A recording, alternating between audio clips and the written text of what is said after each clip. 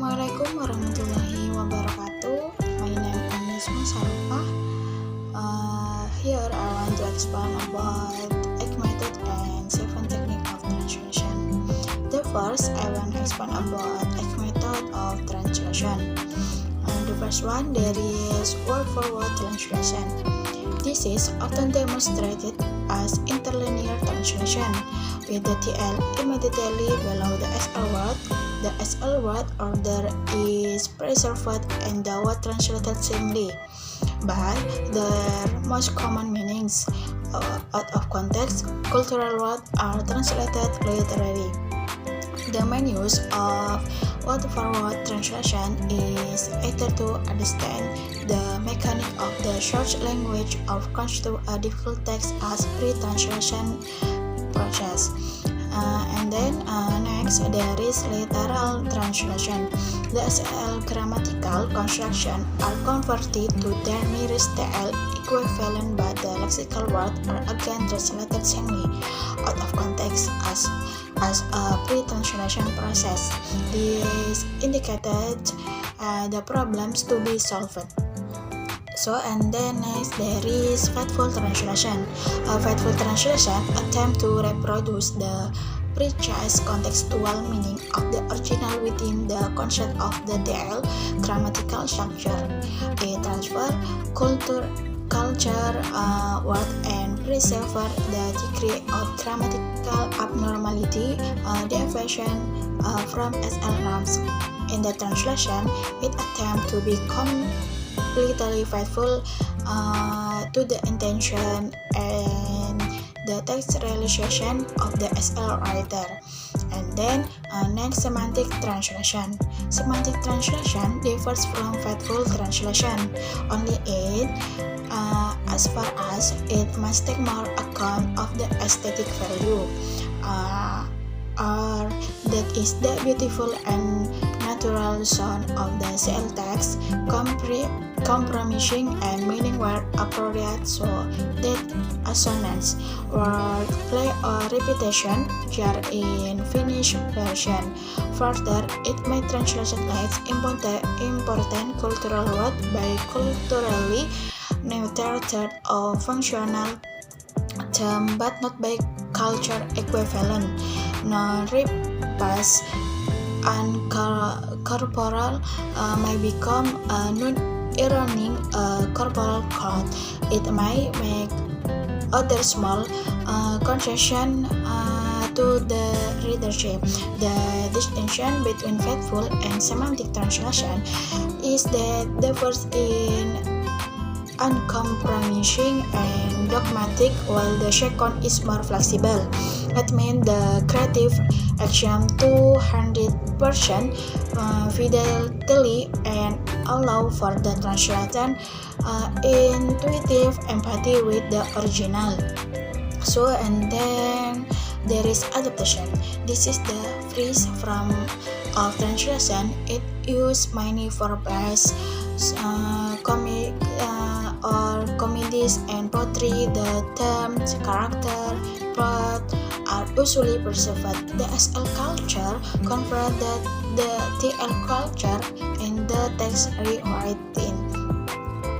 The deplorable practice of having a play or poem literally translated and then rewritten by a established dramatist or poet has produced many poor adaptations, but other adaptations have received prioritize. Next there is free translation. Free translation reproduce the matter without the manner of the context without the form or the original, usually as a paragraph much larger than the original, so-called intralingual translation, often prolific and pretentious and not translation. Idiomatic translation. Idiomatic translation reproduces the message of the original but tends to distort nuance of meaning by preferring colloquialism and idioms where these don't exceed the original. Authorities as diverse as text Staskovic and Stuart Gilbert tend to this from a lively natural translation. And then the last there is communicative translation. Communicative translation attempt to render the exact contextual meaning of the original in such a way that both context and language are readily acceptable and comprehensible to the readership. Next, here I want to explain about 7 techniques of translation.